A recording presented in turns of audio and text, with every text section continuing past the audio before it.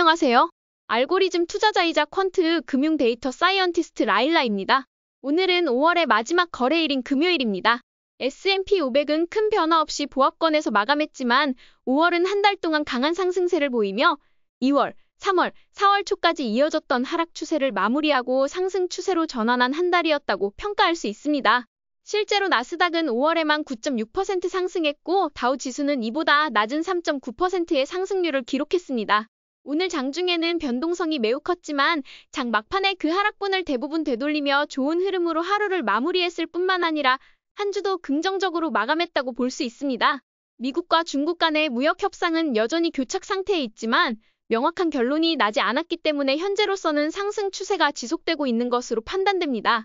나스닥 10분봉 차트를 보면 화요일에 갭 상승하며 출발한 후 그 갭을 유지하며 마감했기 때문에 주간 흐름도 매우 양호했다고 할 수 있습니다.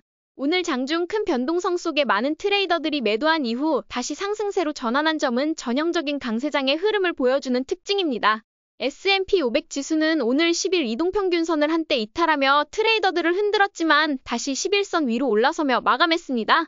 현재 약 6,000포인트 수준에서 저항선이 형성되어 있고 이를 돌파할 뚜렷한 호재는 부족하지만 4월 22일부터 시작된 상승 추세는 여전히 유효합니다. 이럴 때일수록 주도주의 흐름을 면밀히 살펴야 하며 주도주가 건재하다면 매도할 이유는 없고 보유 관점을 유지하는 것이 바람직합니다. 나스닥 역시 S&P 500과 유사한 패턴을 보였습니다. 장중 조정이 있었지만 결국 10일 이동평균선 위로 올라서며 마감했기 때문에 여전히 10일 이동평균선을 따라 상승 흐름을 이어가는 모습을 보여주고 있는 전형적인 상승 추세를 보여주고 있습니다. 물론 4월 말부터 5월 초까지 이어졌던 급등 사이클은 마무리되었고 현재는 천천히 완만한 상승 흐름을 보여주는 국면에 접어든 것으로 보입니다.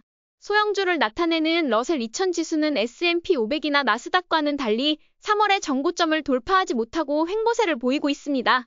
이는 지금이 소형주에 투자하기에 좋은 시점이 아니며 실적이 부족한 소형주로 큰 수익을 기대하기에는 아직 여건이 성숙하지 않았다는 것을 시사합니다. 소형주가 반등하려면 금리 인하와 정책적 규제 완화가 필요하지만 현재로서는 그 요건이 충분하지 않다고 판단됩니다. 따라서 현금 흐름이 탄탄한 대형주나 AI 관련 주식에 집중하는 것이 훨씬 더 효과적인 전략이라 할 수 있습니다. 10년물 국채금리는 오늘 소폭 하락했습니다. 현재는 저항선과 지지선 사이에서 움직이고 있으며 금리가 소폭 오르거나 내리는 움직임이 시장에 큰 영향을 주고 있지는 않습니다. 금리가 임계점을 넘지 않는 한 당장은 걱정할 필요는 없어 보입니다. 금은 4월 중순부터 이어진 하락 추세가 지속되고 있고 현재 시점에서는 시장을 관망하면서 주식들의 사이클이 쉬어가는 구간의 해지의 목적으로 금을 매수할 때까지 기다리는 게 중요합니다. 이 과정에서 금이 다시 상승할 가능성도 염두에 둘 필요가 있습니다. 비트코인은 주도주 중 10일 이동평균선을 하회하면서 주간을 마무리하며 힘이 약한 모습을 보여주고 있습니다. 비트코인과 친구들 중 마이크로스트래터지는 최근에 21일 이동평균선을 붕괴하면서 상승 추세의 동력을 잃었지만 비트코인은 아직 20일 이동평균선을 유지하고 있는 상황이므로 당장 매도보다는 보유 관점이 유효해 보입니다. 공포 탐욕 지수는 61호 어제보다 2포인트 하락했지만 여전히 탐욕 단계에 머물러 있습니다. 이는 시장이 아직 흔들리거나 균열을 보이고 있지 않다는 뜻입니다. 이 지수에서 중요한 것은 탐욕이 얼마나 유지되느냐가 아니라 공포 심리가 얼마나 오래 지속되는가입니다. 상승장은 오래 지속되고 하락장은 빠르게 전개되기 때문에 탐욕 단계에서 무작정 매도에 나서면 오히려 수익 기회를 놓칠 수 있습니다. 2025년 5월 30일 현재 시장은 여전히 상승 추세를 이어가고 있습니다. 물론 최근에는 급등보다는 횡보와 약간의 조정을 동반한 변동성을 보이고 있지만 주도주들은 여전히 견조한 상승 흐름을 보이고 있습니다. 특히 많은 주도주들은 10일 이동평균선 근처로 다가갈 때마다 자금이 유입되며 단기 이동평균선을 지지를 받는 모습을 보여주고 있습니다. 따라서 주도주가 11선이나 21일선을 명확히 이탈하지 않는 이상 시장이 본격적으로 무너졌다고 보기는 어렵습니다. 다만 보유 중인 종목 중에서 21일선을 이탈하며 힘을 잃은 주식이 있다면 해당 종목은 매도하고 주도주가 쉬어가는 타이밍에 11선 근처에서 다시 매수를 고려하는 전략이 유효하다고 생각합니다. 지금은 S&P 500이나 나스닥처럼 현금 흐름이 좋고 관세 이슈에 영향을 덜 받는 우량 대형주 중심으로 포트폴리오를 유지하는 것이 중요합니다. 팔란티어는 오늘 정말 좋은 호재와 함께 강한 돌파를 보여주었습니다. 종가 기준으로는 다시 한번 사상 최고치를 경신했기 때문에 장중에 보지 않고 종가만 보셨다면 너무나 기분 좋은 흐름이었겠지만 장중 흐름을 보면 급등과 급락을 반복해 심리적으로 매도를 유도했을 가능성도 있었습니다. 하지만 결국 종가 기준으로 아름다운 돌파를 마무리했습니다. 따라서 저는 여전히 팔란티어를 보유 관점으로 바라보고 있으며 팔란티어와 넷플릭스 같은 주도주가 무너지기 전까지는 시장 전체를 상승 추세로 해석하는 것이 중요하다고 생각합니다. 넷플릭스는 10일 이동평균선을 터치한 뒤 상승 반전하면서 1200달러를 돌파하며 마감했습니다. 어제와 오늘 트레이더들을 많이 흔들었지만 잘 버티고 보유한 투자자들은 여전히 상승 추세에 머물고 있을 것입니다. 7월 실적 발표를 앞두고 있어 6월부터는 다소 흔들릴 수 있지만 더블 바텀 구간에서 매수했다면 계속 보유하는 전략이 적절하다고 판단됩니다. 마이크로소프트는 4월 중순에 가장 먼저 돌파를 보여준 빅테크 중 하나로 이제 사상 최고가를 눈앞에 두고 있습니다. 겉보기엔 횡보처럼 보였지만 세부적으로는 10일 이동평균선을 따라 꾸준히 상승해왔기 때문에 보유 관점 유지가 적절해 보입니다. 테슬라는 오늘 355달러 돌파는 실패하면서 하락 마감했지만 10일 이동평균선 근처에서는 자금 유입이 포착되며 방어가 이뤄졌습니다. 로보택시에 대한 기대감도 여전하기 때문에 보유 전략을 유지할 수 있습니다. 로보택시는 런칭에 문제없이 성공만 해도 테슬라에게 호재이기 때문에 시간 내에 아무 일 없이 런칭만 했으면 좋겠습니다.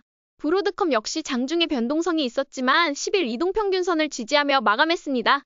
다음 주 실적 발표에 대한 기대감이 반영되고 있으며 돌파 구간에서 200달러 부근에 매수한 투자자라면 이미 10% 이상의 수익률을 기록 중일 것입니다. 실적 발표까지 보유 전략이 타당합니다. 엔비디아는 오늘 다소 하락했지만 10일 이동평균선 근처에서 지지가 형성되며 하락폭을 제한했습니다. 실적 반응이 아주 긍정적이지는 않았지만 AI 시장의 중심축으로서의 지위를 고려할 때 여전히 보유 관점이 유효합니다.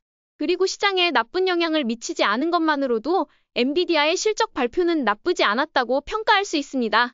소프트웨어 섹터 ETF인 IGV는 최근 핸들 구간을 형성하며 조정을 받고 있지만 팔란티어와 같이 좋은 뉴스가 축적될수록 섹터 전반에 긍정적 영향을 미칠 것으로 보입니다.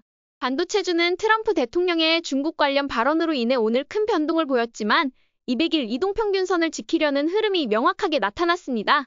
아직까지 추세가 꺾였다고 보기는 이릅니다. AI 에너지 대장주, 제가 제일 사랑하는 주식, GE Vernova는 어제 하락 후 오늘 반등했습니다. 이 종목이 어디까지 오를지는 예측할 수 없지만 이번 사이클은 GE Vernova와 팔란티어의 흐름이 꺾이는 시점에 마무리될 가능성이 높기 때문에 지속적인 관찰이 필요합니다. 원자력 리더인 오클로는 최근 급등 후 쉬어가는 구간에 들어섰습니다. 돌파 이후 지지 구간을 유지하고 있기 때문에 저가 매수자들은 보유 전략이 적절해 보입니다. 바이오 리더 힘스는 최근 6거래일간의 횡보를 마친 후 오늘 다시 강한 상승세를 보였습니다. 박스권 돌파를 시도 중이며 10일 이동평균선을 다시 돌파했기 때문에 보유 전략이 유효합니다. 핀테크 리더 로빈후드는 오늘 10일 이동평균선에서 지지를 받은 후 하락을 되돌리고 마감했습니다. 정고점 돌파도 시간 문제로 보이며 역시 보유 전략이 유효합니다. 어제 실적 발표 이후 강한 돌파를 보여준 종목 중 하나는 코스트코였습니다. 미국 내 물류망을 강화하며 관세 리스크를 줄이고 있는 점, 그리고 EPS가 13% 상승한 점 등이 투자 심리에 긍정적으로 작용했습니다. 방어주들은 추세 추종의 관점보다 조정 때 분할 매수하는 것이 바람직합니다. 델테크놀로지스는 EPS가 전년 대비 감소했음에도 불구하고 AI 관련 수요가 시장 전반에 미치는 심리를 안정시킨 점이 긍정적입니다.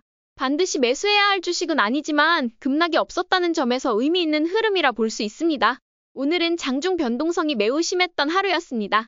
실시간으로 시장을 지켜본 분들은 많이 흔들리셨을 것이며 일부는 매도 결정을 내렸을 수도 있습니다. 하지만 그 결정에 대해 오늘 올랐다고 또 후회하거나 다음 주에 또 시장이 하락한다고 이번 주에 못 팔았다고 후회할 필요는 없습니다. 덜 오른 종목을 매도하고 현금화된 자금으로 다시 쉬어가는 주도주를 매수하는 전략을 취한다면 여전히 시장에서 유효한 수익을 낼 수 있습니다. 저는 시장의 상승 추세가 아직 꺾이지 않았다고 보고 있으며 이 추세는 팔란티어, 전력주, 빅테크 리더들이 꺾이기 전까지는 지속될 가능성이 높습니다. 주도주들이 여전히 강한 흐름을 보이고 있는 현재 상황에서는 보유 전략을 유지하는 것이 바람직합니다. 주말에는 주식시장의 걱정에서 잠시 벗어나 가족과 친구들과 행복한 시간을 보내시길 바랍니다. 오늘도 저희 전략이 재미있으셨다면 좋아요와 구독 버튼 눌러주세요. 지금까지 방구석 헤지펀드 매니저 라일라였습니다. 감사합니다.